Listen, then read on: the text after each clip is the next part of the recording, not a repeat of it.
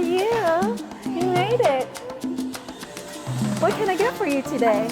Vietnamese food has been a big part of my life, and the freshness of it, the vibrancy and the flavor is something that I really wanted to share with our community in a very approachable, warm, loving way. Cheers to our health. Yes, ma'am. Bless. There you go, blessed. It was really hard to introduce authentic Mexican on a state that you don't really find that too much. Yeah. So when we introduced it, people would come and be like, okay, what is it? No, I don't want to try that.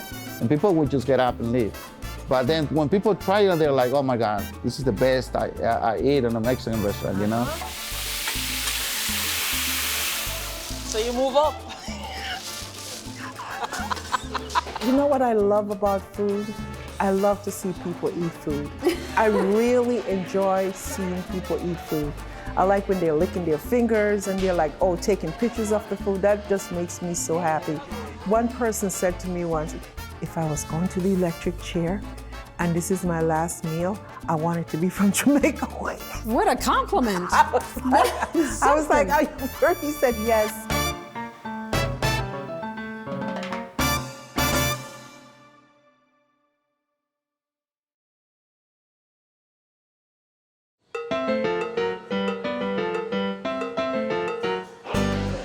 Taste the cabbage first. Okay. Thank you. You're welcome. Known for its southern hospitality, Meat & Three diners, and smokehouse-barbecue joints, Music City has a solid reputation for all things country. In fact, that home-cooked southern appeal has made Nashville an attractive location, not just for tourists, but for global migrants. People hungry for opportunity and eager to put down roots. At least, that was the case for Weta Bradshaw, owner and culinary captain at Jamaica Way Restaurant here in the Nashville Farmers Market. Years ago, Weta brought the flavors of her home country, Jamaica, to her adopted home in Nashville, Tennessee. And along the way, she cultivated a hybrid philosophy, accounting for traditional Southern tastes and classic Caribbean flavors. It might even be fair to call Weta a pioneer in Nashville's booming global food scene. So in Jamaica, when they're drinking soup, they like it to see it yellow, like orangey. So I'm gonna blend up some of this and pour it back in there. Jamaica Way is no stranger to the Nashville food scene, and y'all have been an anchor here at the Nashville Farmers Market. So how long have you been in this space? Well, we have moved from a little tiny space and now we have this bigger space, and I think we have made changes at least 4 times since we've been here in 21 years. We like change. I hope this is the final change. I'm too old for this. I'm too old for this. What made you gravitate to the farmers market of different kind of options in the city? I'm going to give the credit to God, because I didn't know what I was doing when I first started. Yeah. I used to be a school teacher, and I used to always say to my kids, you know, one day I'm going to flip burgers. Okay. I did. And so I came from Boston, Massachusetts, where I worked in the Boston Public School for 21 years. When I was a school teacher, I taught 4th grade, and I gave my kids a challenge every year. Perfect attendance, good behavior, passing in your homework, doing well on your test. And every time you accomplish all these goals, I'm going to give you a luncheon. So at the end of the school year, for the next school year, all the kids wanted to be in my class because of the food that I would make for them. So that was a start for me. And after 21 years as a teacher, I decided I was getting burnt out, and I decided to come to the South. So what was rewarding to you about sharing meals with others and just kind of everything that's involved in hospitality and food? You know what I love about food? I love to see people eat food. I really enjoy seeing people eat food. I like when they're licking their fingers and they're like, oh, taking pictures of the food. That just makes me so happy. Did you have any sort of inspiration about, the Jamaican cuisine? Both my parents are Jamaican. We came to the United States in 1969, before you were even born. 1969, we migrated to Boston, Massachusetts. And so, to be honest with you, I do not cook food the traditional way like Jamaicans do. Okay, what's the difference? So, like, jerk chicken. I don't cook it the traditional way. First of all, in Jamaica, when they're making jerk chicken, they use it like it's usually cooked on the outside of a house, or outside on the roadside, or outside. and they use a big drum, and they usually use pimento wood, which give the flavor to the jerk. Yeah. We don't have that. We don't have access to that in Nashville anyway. Sure. And I just decided that, let me see all the things that goes into making these food. And if my mom was alive and she see the way that I make like rice and peas, she would say, that's not the way to do it. So I just do things totally different, more from most traditional way of cooking. I mean, you go to Jamaica and say, oh, can I have some mild boneless jerk chicken? They're gonna look at you like, what are you talking about? Mild boneless, okay. I made up those things only Yeah. because, I studied the demographic in Nashville and we're in the deep South. People want sauce. They want it to be smothered in sauce. People literally buy cups of sauces, and I'm like, what are you gonna do with it? So in Jamaica, kind of the sauce on the side wouldn't really be a thing? No. Interesting. I made it up. I made it up. I made it up for all the people in the South. I was Okay, gonna so- do exactly what they wanted. Is it fair to say it's kind of like Jamaican food, but served to a Southern audience and so embellished a little bit to fit those palates here? Precisely. And it does have the same flavor Yeah. as you're eating jerk chicken.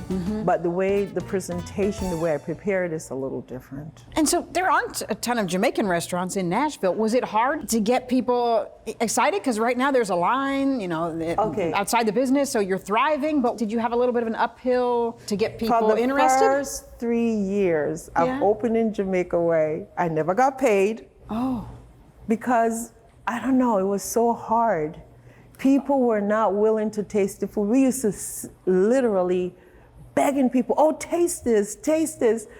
Free samples and stuff? Yes, Okay. we used to, and they were like, oh, this tastes good. And that's how we literally lured them in. I see. I remember when we started selling oxtail. Yeah, because that's not something that... We would buy 10 pounds of oxtail and try to sell it for the whole week. Now we're doing like 400 pounds of oxtail a week. I was going to ask, what's your most popular menu item then? Oxtail followed by jerk chicken. Okay. And then we have a lot of things. Chicken tenders, mango chutney chicken. I made that up. Don't go to a Jamaican restaurant and say, oh, can I have some mango chutney chicken? They will not know what you're talking about. So I just kind of, change stuff around. Yeah. And people love it. With all this talk of food, I decided I better get in line. The lunch scene at Nashville Farmers Market is hopping, and Jamaica Way has no shortage of hungry customers. One thing that really stood out to me as I surveyed their menu is the sheer variety of options. From vegetarian favorites like veggie fried chicken, spicy jerk soy, sweet plantains, and seasoned cabbage, to meat-based dishes like curry goat, jerk wings, and brown stew chicken, Jamaica Way has something for everyone. The real challenge isn't what to choose, it's where to sit. Jamaica Way's oxtail is definitely a unique menu item at the Nashville Farmers Market, but you can really see the influence of Southern palates and meat and three culture with the sides. Collard greens, mac and cheese, and peach tea. I'm always praying for us to be successful, not just Jamaica Way, but anyone who is in this building, for them to be as successful. I try to give people ideas as to what they can do to allow their business to grow. Be friendly to everybody and let them feel welcome. Let them know that you care about them. I think that's one of the reasons why Jamaica Way is so successful. Poquito más? There's nothing quite like a picnic in the shade on a warm day in Tennessee. But couldn't you say that about pretty much anywhere? What if you could transport this picnic table to, say, Saigon, where you might trade a pulled pork sandwich for a pork belly banh mi? That, or you could just grab a seat at Vui's Kitchen. With 4 Nashville locations to choose from, you can sample the flavors of Vietnamese cuisine in a setting that, according to owner Vui Hunt, is reminiscent of a street-side cafe in our home country. So today we're in Berry Hill and seeing 2 of your locations here, the Juice Bar and Vui's Kitchen. How long have you been in the restaurant business? Could you tell us a little bit about your journey and where it started? I got started when I was 19. It was my second year in college. I started working at this vegetarian restaurant in Atlanta, and day one turned into 10 years. I had no idea anything about the restaurant world. I considered myself an introvert then, shy. I didn't think that I could pull it off. It was challenging, but at the same time, I felt natural at serving people.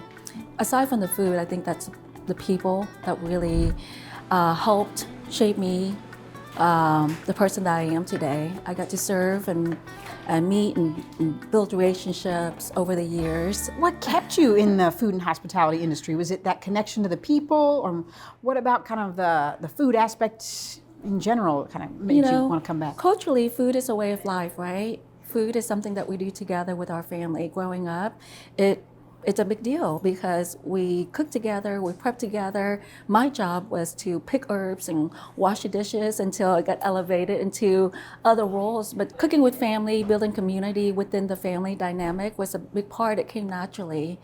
I honestly didn't plan or have this vision of becoming a restaurateur or business owner in the way that I am today. And I'm grateful for that. Growing up, I watched my mom. She was, I call her a hustler. She, she was a single mom, raising all of us. My mom, fought for us to come to America to have this amazing opportunity. And I'm just so proud of her. She sacrificed so much. It sounds like she really inspired you with a lot of the businesses that you've created. And yes. Everything is icing on the cake for me. I don't think I've always had this positive attitude and mindset about life. It's always so simple. I have a simple way of approaching it. I don't ever have a bad day, honestly. And you could say that I'm lying, but I'm not. I really don't ever have a bad day. Hard day, yes. Sure. But it's always. Well, you're so positive. You just have this positive energy. I believe you when you say that. Peyton, you can tap or insert right there. And that's your cold brew. Shake it up and enjoy. Thank you. What? What? Shake it up and enjoy. We can put that on the side. So, in your journey, what brought you to Nashville specifically? My husband, he's a Nashville native. Okay. So we had just got married in 2008, and we decided to start life over in his hometown. So then what was the impetus for Vui's Kitchen? Vietnamese food has been a big part of my life, and the freshness of it, the vibrancy and the flavor is something that I really wanted to share with our community. And so we had our business, a juice bar first, and this location opened up, and it was a good prime time for us to do so. And that's how it happened. It's just really the goal was to share food that I grew up with in a friendly, approachable, warm, loving way. And I feel like we accomplished that with Vui's, and we're fortunate enough to really attract amazing people along the way. All the staff that we have come from many different generations and cultures and background, and they are honestly the backbone of Vui's Kitchen.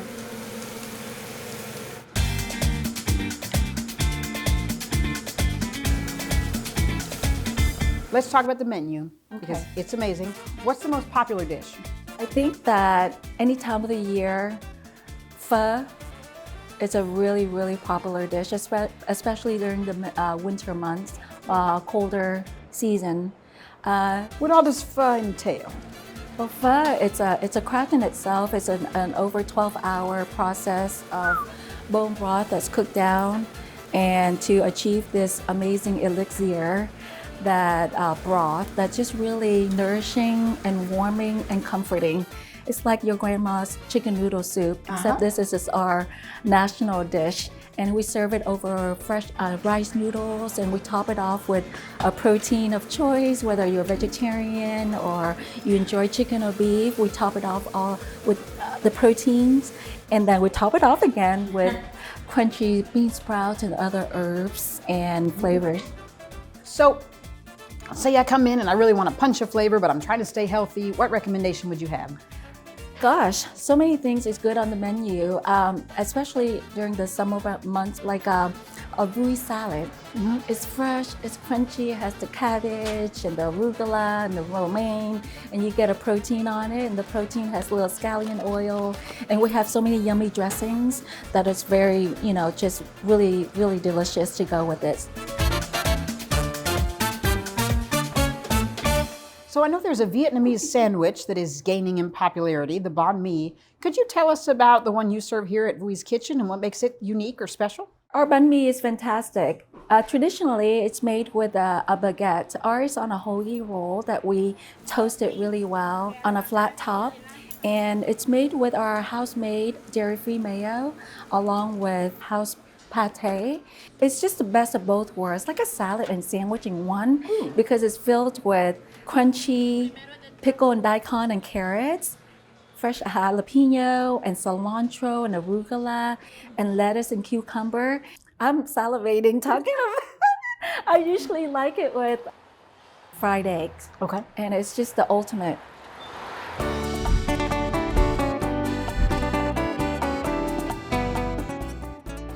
Hearing about all the items on Vui's menu is one thing, but as the kitchen began heating up, the aroma captured my attention, and before long, lunch was served. I'm a big fan of a dumpling, and I already know that I love Vui's dumplings. So,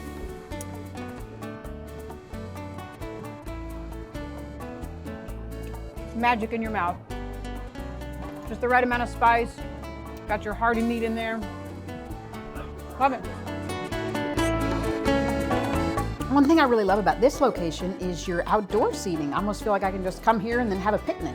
Actually, this space feels very Vietnam because Vietnam is very tight when you're in Saigon. But in all the spaces, there's an outdoor scene to it. So people would sit and gather outside, really still, really close to the ground. And our kitchen here in Berry Hill is a really a reflection of that. We want our community to gather together in our outdoor space to congregate and to enjoy food with our vibrant and happy music, to just, just very inviting. It makes me think just very much similar to how a Vietnamese cafe or restaurant would be. Vibrant with the colors and the landscape and the people and the eating, the chatting, the conversation. And so we're really proud of that. I think it's fair to say that you really represent what so many people coming to the U.S. aspire to. What are your hopes for the immigrants of tomorrow and their journeys? To stay resilient, to be determined, and to never give up. Because there will be people that will support them, your community, your neighbors, and people in the community who are willing to really help and support, because that's how our family got the help that we got when we first arrived, is through just different organizations, the International Rescue Committee, all the volunteers that were part of that, the neighbors, and just immigrants before us. And just know that it may be hard at times, the language barrier, getting around, not speaking the language, and just really to rely on other people for the help and support and just never give up.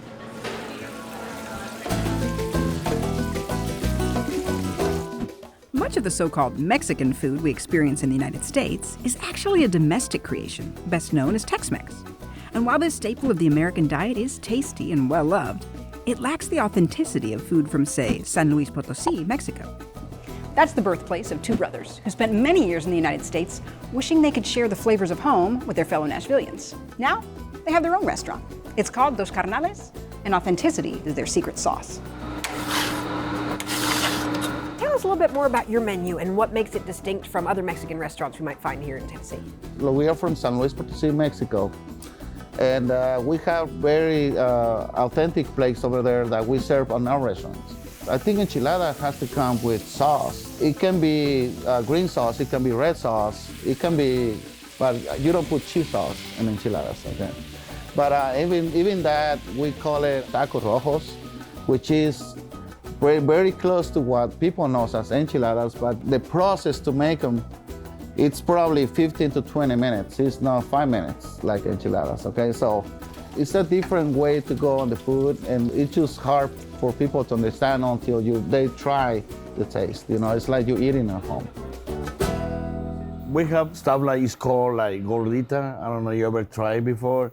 It's like I have not. It's like I'm handmade. thinking of the gorditos from Taco Bell, and I know they're not the same. It's like handmade tortilla, but it's kind of thick. And then you, as soon as it's ready, you just open it, like you slide it and put stuff in there, But we have like very, very authentic stuff like pork bellies called chicharron. Oh, chicharron. And red sauce, we have chicharron and green sauce. Rajas, which is sliced poblano pepper.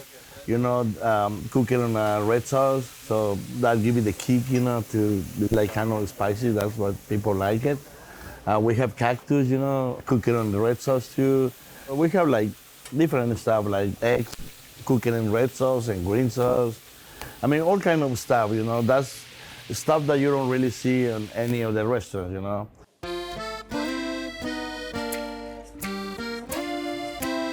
I'm here with Susie and Jose, and they actually told me all about Dos Carnales. So I wanted to ask, what is it that you really love about this place? Well, thank you, Megan, for coming. I really wanted you guys to come here and try this amazing food. Bueno, me siento como mi casa porque es como mi casa. Me siento los sabores que hacemos en México, la tortilla a mano, me gustan los tacos, me gusta... En realidad no tengo un platillo favorito cuando la cocina se hace con amor a la mexicana, lo sientes. Y pues los clientes que vienen aquí siempre se van con una sonrisa, porque una de las satisfacciones más bonitas es precisamente el satisfacer tu paladar. Es lo que nos llevamos en la vida. Any dishes in particular that you don't really see in Mexico that you see here in the U.S. more? Chimichanga, like fajitas, that's one of the dishes that they made it here, Like different stuff that we don't really do in Mexico. So that's why we became with the idea to bring something like very, very authentic, from Mexico, so they can see the difference. It was really hard to introduce authentic Mexican on a state that you don't really find that too much. When we introduced it, people would come and be like, okay, what is this? Can you explain me the menu? So after you explain to them, they'll give you the chance to try it. Yeah. Because some people will just get up and leave. Be like, you know what? I'm not trying That this happens? because it looks so spicy. Oh. Like the taco rojos. You see the taco rojos, they look super spicy. And then you see the pepper flakes in there, and you're like, no, I don't want to try that. And people would just get up and leave. Oh, no. But then when people try it, they're like, oh my God, this is the best I eat in a Mexican restaurant, Uh-huh.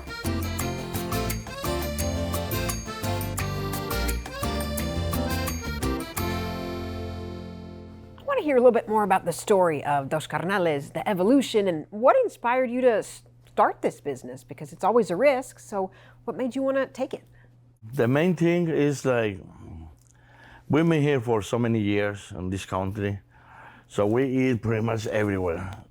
Our wives say cook at home on the weekends, for the family, and we'd be like, hey, why we don't try to introduce the real Mexican food, As soon as they try, they love it. So that's why we come up with the idea, hey, let's try, I mean, we don't lose nothing but money. I mean, but if we never try, we're never gonna know. Norma, tengo entendido que tú eras la inspiración para empezar Dos Carnales, porque cocinas tan bien. Y siempre me ha gustado, desde pequeña me ha gustado mucho la cocina. Toda mi vida he cocinado, tengo 5 hijos y los he criado con pura comida mexicana.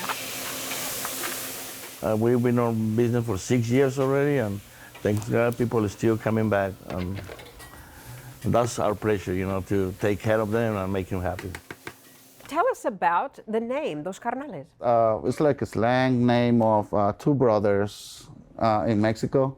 Carnales is a really strong word. Well, carne that meats, you are right? actually, you're like flesh and blood, I guess. It's like more than brothers. It's like more like friends, like partners, and all that involved. And this is not your only business, from what I understand. Across the different businesses, you have upwards of 15 folks depending on you. Could you tell me more about your other ventures? We have the Mexican restaurant, the barbecue place, and the body shop. It's a mechanic shop, but it's like a full service. What does it take to be an entrepreneur in a competitive city like Nashville? I think, first of all, it takes sacrifices. You get to the point sometimes that you are deep in a hole looking for solutions, and all you have left is stuff that you gotta sacrifice. You end up selling everything just to keep going. And believe me, that is worth it. It's worth to keep going for the kids, family, and having someone on your side to help you out the whole, like I said, it's really grateful. And I'm talking about family, our kids and everything. That makes you keep going. The main part, like you say, is the support from our family.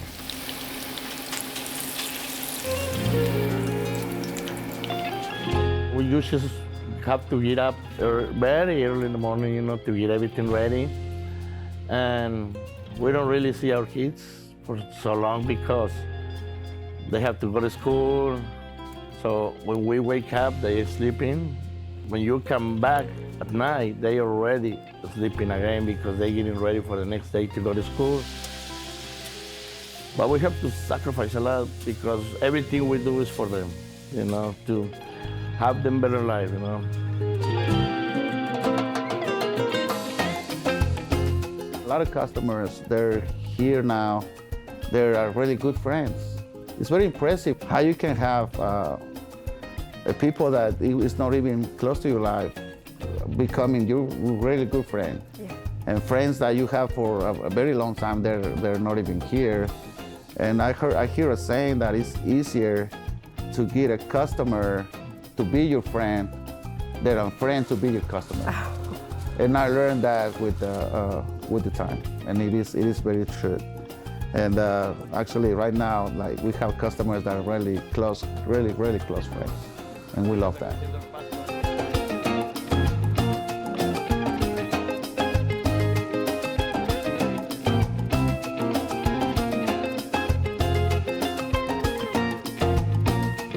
Thank you for watching Next Door Neighbors, Flavors Without Borders.